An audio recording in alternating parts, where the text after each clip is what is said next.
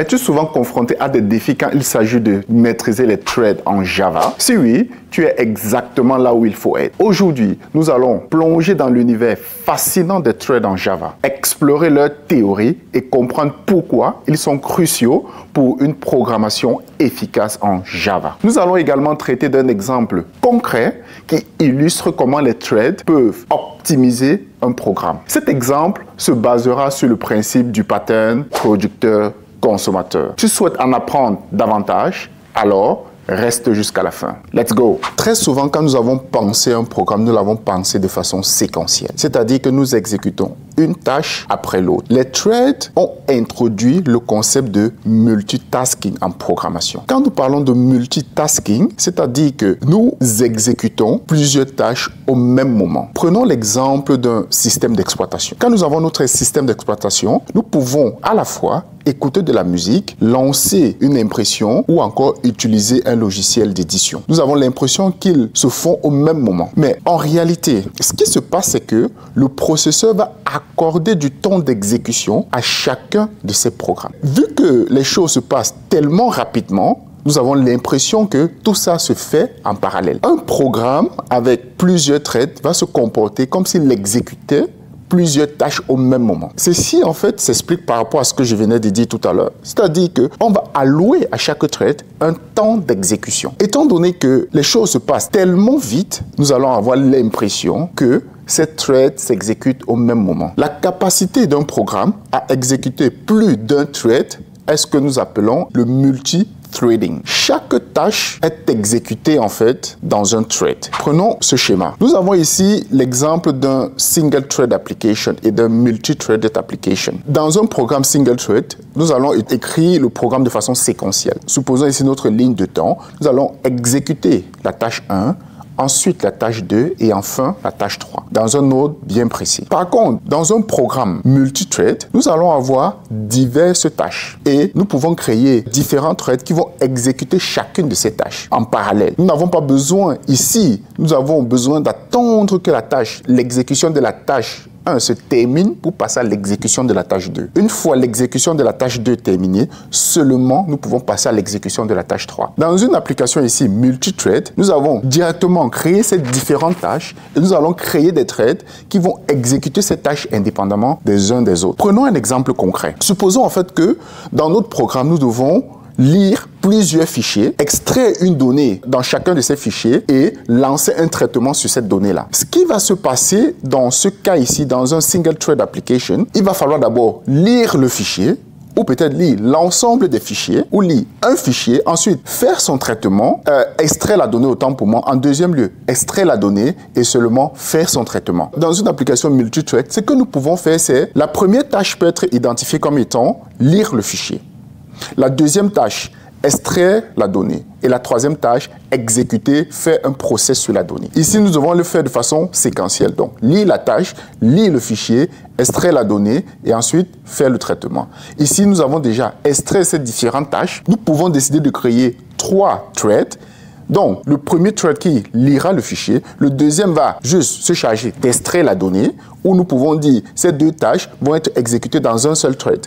Donc, c'est à nous de le décider et dire, par exemple, que la tâche 3 qui est traiter la donnée, un thread va le faire également. Et pour ce faire, nous allons voir un exemple tout à l'heure. Et très souvent intervient le pattern producteur-consommateur ou encore producer-consumer pattern. Pour ce pattern-là, nous avons ici ce que nous appelons une ressource partagée. Une ressource qui va être utilisée par différents threads. Parce que quand on parle de thread, très souvent, on parle également de ressources qui va être partagée entre ces threads. Donc ici, nous considérons ici que nous avons notre ressource partagée. Nous allons avoir un producteur, un ou plusieurs producteurs qui vont pusher les données dans cette ressource et nous allons de l'autre côté avoir un ou plusieurs consommateurs qui vont lire ces données et faire un traitement par rapport à ça. Dans le cas de notre programme ici, où nous devons lire plusieurs fichiers, extraire la donnée, ensuite faire un traitement, nous pouvons partir du principe que nous avons ici des producteurs, donc nous avons ici plusieurs threads qui vont se charger de lire le fichier, extraire la donnée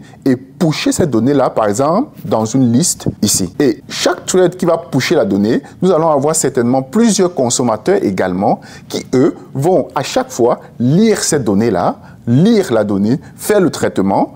Une fois qu'il a terminé, relire une prochaine donnée et ainsi de suite. Revenons ici au niveau de thread. Cet exemple-là, nous allons le voir à la fin de cette vidéo. Déjà, concernant les threads, il y a 3 principales façons de créer un thread en Java. Nous pouvons soit avoir ici une classe qui va étendre le thread. Nous pouvons ici créer une tâche ou encore ce qu'on appelle implémenter l'interface runnable ou avoir ici ce que nous appelons une functional interface. Donc, voyons ici, my thread, tout simplement, il doit étendre la classe thread de Java. Ceci, ça vient du package java.lang, donc la classe thread de Java. Et une fois cette classe étendue, il faudra juste overrider la méthode run. Et c'est tout. Dans ce run-ci là, nous allons définir la tâche que nous voulons que notre thread exécute. L'exemple ici, la seule tâche que nous avons demandé à notre thread de faire ici, c'est d'afficher son nom. Ça, c'est la première façon, étendre le thread. La deuxième façon de créer un thread, c'est plutôt de implémenter l'interface runnable, qui lui a une seule méthode qui est run. Dans cette méthode-là, nous allons également spécifier la tâche que nous voulons exécuter. Et ici également, j'ai juste dit que je veux pour cette tâche qu'il affiche son nom, le nom du thread. Donc ici, en faisant thread.currentThread pour récupérer le thread courant qui a la main, comme je le disais précédemment, le processeur va donner la main à chaque thread et chaque thread ici là aura la main pendant un temps bien donné. Et quand il a la main, on sait que ça c'est le thread courant. Donc ici on récupère en fait le thread courant et ensuite on récupère son nom. La troisième méthode qui est similaire à la deuxième, globalement, étant donné que l'interface runnable est ce que nous appelons un functional interface. Parce qu'ici en fait il a une seule méthode qui est run. Étant une functional interface, nous pouvons créer en fait ceci. Cette lambda expression ici là. Dit qu'en fait nous avons runnable ici et nous avons ici nous définissons la tâche qui doit être exécutée. Première méthode, nous créons notre thread, nous faisons start pour démarrer un thread. Nous faisons start qui va démarrer ici un thread. Ici à chaque fois nous faisons start. Donc ici nous créons d'abord la tâche et ensuite nous passons la tâche à notre thread. Et ici pareil, nous passons en fait le runnable à notre thread et nous faisons un start. Exécutons ce programme et voyons ce que nous avons comme résultat. Exécutons notre programme ici et voyons ce que nous avons obtenu. Donc ici, nous avons à chaque fois thread name, thread 1, thread 0, thread 2. Donc nous pouvons ici voir que c'est préfixé à chaque fois par thread et ensuite suffixé par un chiffre. Donc nous pouvons déduire tout simplement que quand nous faisons point start, il va certainement attribuer un nom, en fait, le numéro, en fait, un numéro ici. Donc, nous pouvons certainement dire qu'ici, là, le 0, c'est certainement celui-là. Le 1, c'est celui-là. Mais nous voyons ici qu'en fait, nous n'avons pas le nom du thread. C'est un peu difficile pour nous d'identifier le thread. Un autre aspect important à comprendre est que ici, quand le programme démarre, rien ne nous dit que les threads auront la main parce que celui-ci, nous avons fait un start en premier. Rien ne nous dit qu'il sera le premier à avoir la main. Ici, l'ordre dans lequel les threads ont la main pour exécuter une tâche n'est pas défini par le programmeur. En d'autres termes, ici, parce que nous avons créé ce thread en premier et fait start, le deuxième effet start, le troisième effet start, rien ne nous dit qu'ils vont avoir la main dans cet ordre-là. Nous allons voir un exemple tout à l'heure. Donc, nous voyons ici que nos threads, en fait, n'ont pas des noms très spécifiques. Nous pouvons, par exemple, si nous le souhaitons, donner un nom à nos différents threads. Quand nous faisons un new thread ici, nous pouvons dire que nous allons lui donner le nom.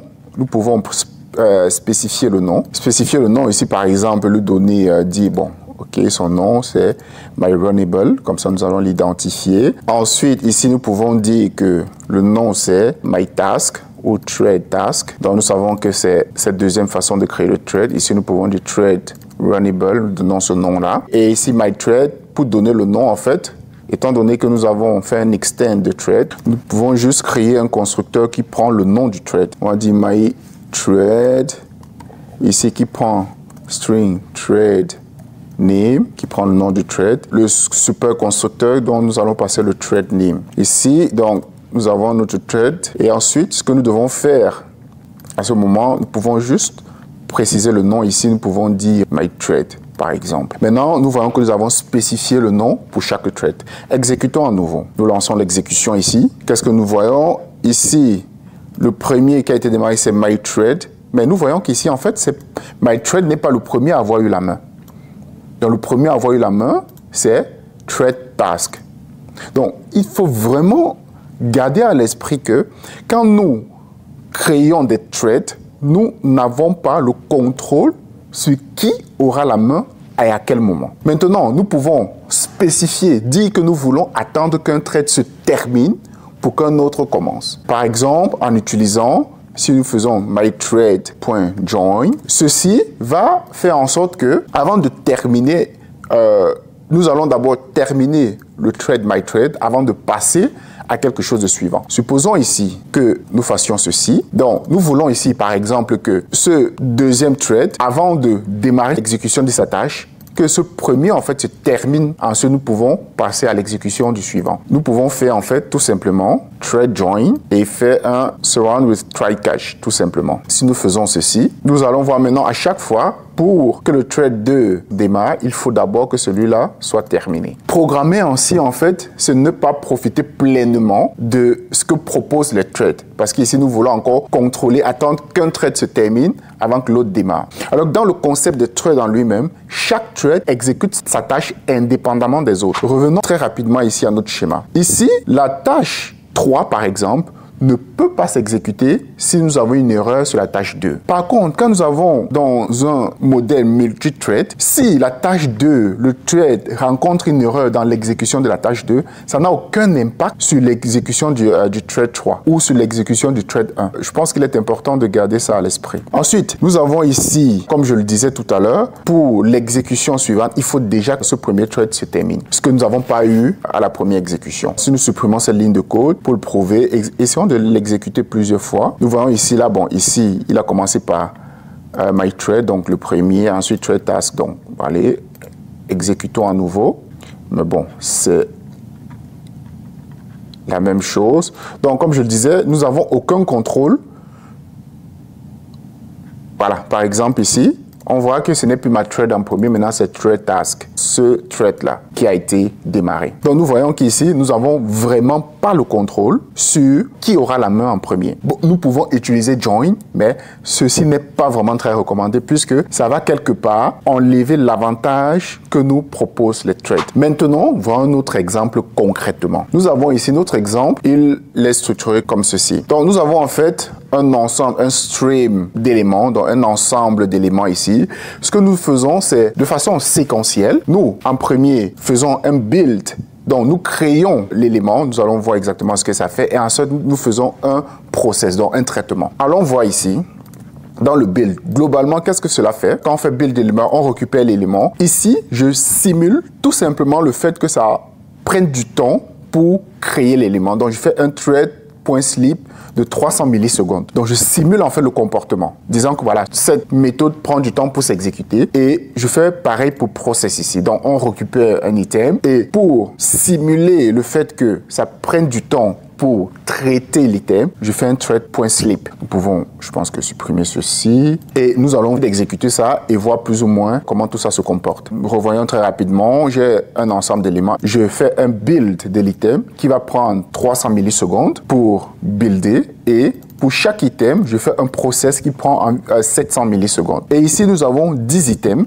Donc, en gros, builder 300, faire le process de l'item, 700, donc on a plus ou moins 1000 millisecondes. Étant donné que nous avons ici là 10 items, donc ça va nous prendre plus ou moins 10 000 millisecondes pour exécuter tout ça. Lançons ici notre programme. Nous voyons, voilà, qu'il est en train d'écrire dans la console. Tout simplement, c'est ici, donc quand on fait un building item, j'affiche l'élément. Et ici, quand on fait un processes item, j'affiche l'élément. Et nous voyons que ça nous a pris quoi? 10 206 millisecondes pour exécuter. En fait, ça se fait de façon séquentielle. Hein. Nous pouvons tout simplement l'apercevoir ici. Donc, j'ai créé ici un fake service qui lui, quand il fait build 50, il fait process 50. Build 150, process 150. Donc, c'est vraiment de façon séquentielle, les uns après les autres, les uns après les autres. Maintenant, nous allons essayer d'optimiser en fait ce programme-ci en utilisant le pattern producteur-consommateur. Donc, nous allons avoir un thread producteur, nous allons avoir un thread producteur et un thread consommateur. Un producteur qui va pusher la donnée dans la ressource ici partagée et un thread consommateur qui va lire et faire des traitements. Donc ça, les deux vont se faire en parallèle. Donc globalement, nous allons avoir un thread qui va builder les items et un deuxième thread qui va faire le process de ces différents items-là. Voici notre exemple. Donc nous avons toujours le même nombre d'items ici. On peut très bien voir, nous avons le même nombre d'items ici, 10, qui est similaire à ce que nous avons ici. Nous avons le même nombre d'items. Ensuite, je vais créer ce que je vais appeler un share resource, donc une ressource partagée, pour justement aller dans le sens de ce pattern-là. Donc nous avons ici notre ressource partagée. Je pense qu'on ne va pas rentrer dans les détails. Tout simplement, la ressource partagée, ça va, voilà, à l'intérieur, on aura une linked list qui, globalement, va nous permettre, on aura les différentes méthodes ici qui va permettre de faire un get item, un isEmpty et un add pour ajouter des éléments dans notre ressource.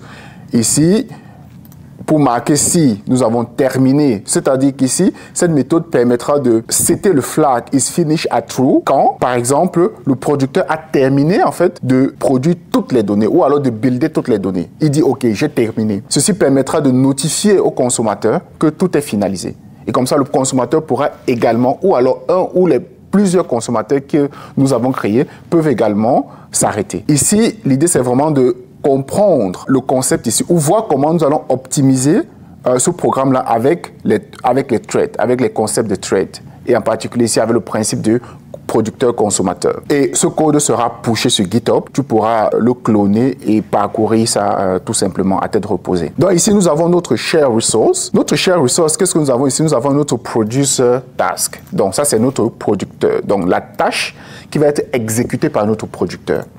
Cette tâche, tout simplement, justement, elle a la méthode run. Qu'est-ce qu'elle fait, cette tâche? Dans son constructeur, qu'est-ce qu'elle prend? Elle prend en fait le stream. Quand elle récupère ce stream, qu'est-ce qu'elle va faire? Pour chacun de ces éléments, elle va builder l'élément. Elle va faire un build d'éléments, un build item, comme ce que nous avons eu ici. Elle a fait un build item. Nous allons avoir un build. Donc, où étions-nous ici? Donc, elle va builder chaque élément et faire quoi? Pusher dans la ressource partagée, share resource. Donc, add, donc, on build et ensuite on push dans la ressource. Tant que nous avons terminé de builder et de pusher dans la ressource, ce que nous allons faire ensuite, c'est dire que, OK, nous avons terminé.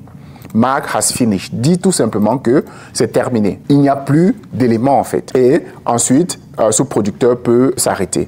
Donc, à la fin, quand il termine tout son traitement, nous allons voir le temps qu'il a mis pour faire cela. On va afficher dans la console le temps qu'il a mis pour faire cela. Ensuite, si nous revenons ici au consumer task, une tâche que le consommateur a exécutée, qu'est-ce qu'il fait? Il a également accès, il a besoin également d'une référence vers la ressource partagée. Donc, il a notre ressource partagée ici, et ça, c'est le code qu'il doit exécuter.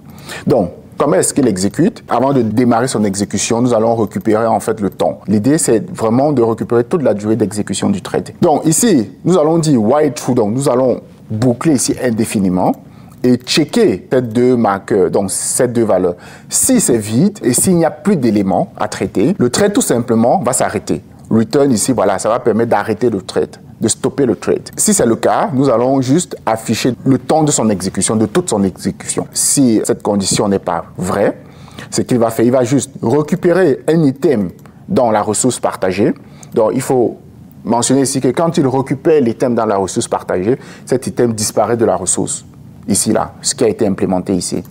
Donc, nous avons utilisé un linked list. Donc, globalement, quand il va faire un get item, en fait, ici, on fait un remove. Et le remove, en fait, permet de retirer tout simplement de la ressource. Donc, revenons ici. Donc, ensuite, qu'est-ce que nous faisons? Nous créons le thread. Donc, un thread producteur, un thread consommateur. Nous lui passons la tâche qu'il doit exécuter. Ici, producer task, consumer task. On lui donne juste le nom, producer, consumer.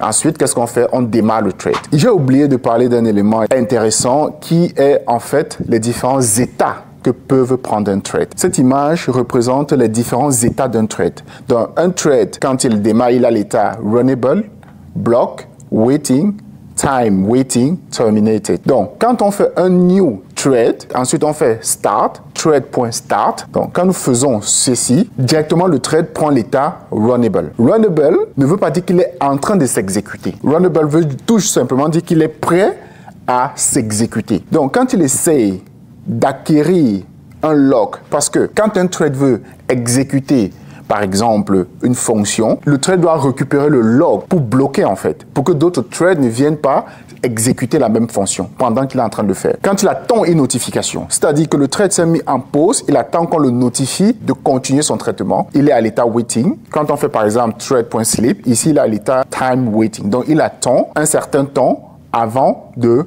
se remettre à l'état runnable.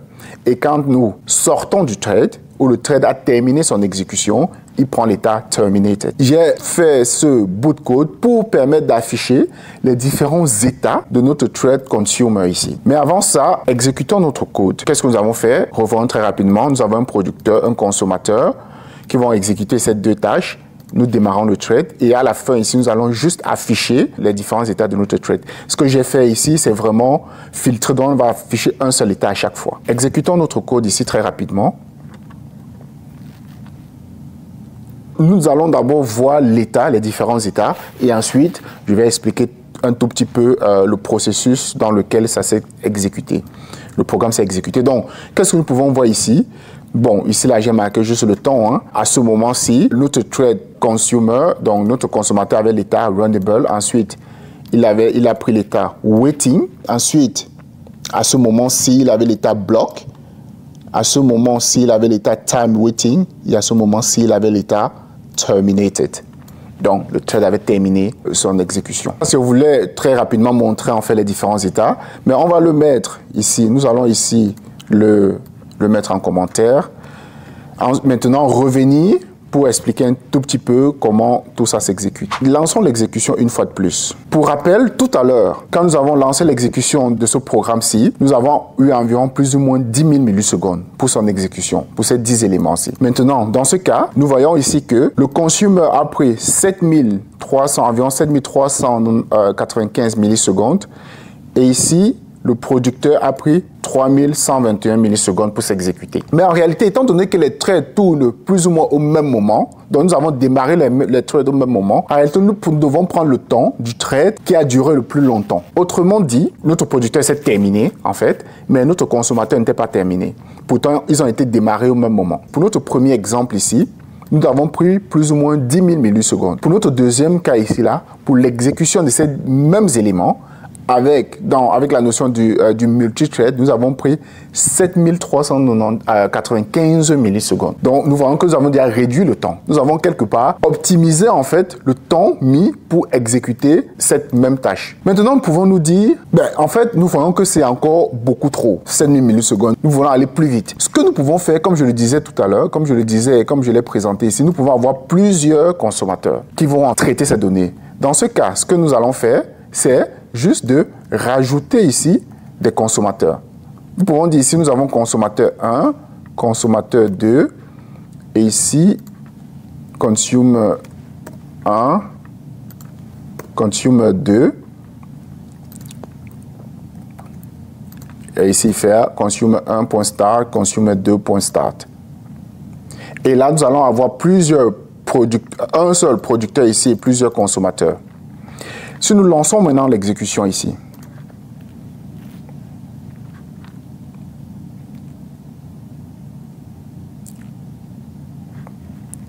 nous voyons que le consumer, en fait, il nous faut prendre le temps du thread qui a mis le plus longtemps pour l'exécution de cette même fonction ici. Le thread qui a pris le plus de temps est celui-là, donc c'est le thread 2 qui a mis 3834 millisecondes. En rajoutant plusieurs consommateurs, nous avons mis 3834 millisecondes. Par contre, si nous allons traitons ces items de façon séquentielle, nous mettons en tout 10 000 millisecondes. Nous voyons en fait déjà à quel point nous avons optimisé notre programme. Et si nous ne sommes pas satisfaits, nous pouvons rajouter à nouveau des consommateurs pour que ça aille plus vite. J'espère que cette vidéo a été assez claire. Elle a été assez longue. C'est vrai que je suis parti dans des concepts un peu plus complexes ici avec le principe du producteur-consommateur. Si tu veux une vidéo dédiée sur ce pattern-là, dans le pattern producer-consumer, partage-le en commentaire. J'espère que tu en as appris des choses sur ce tutoriel. Si c'est le cas, laisse un like et surtout, n'oublie pas d'activer la cloche pour être notifié quand je publierai de prochaines vidéos.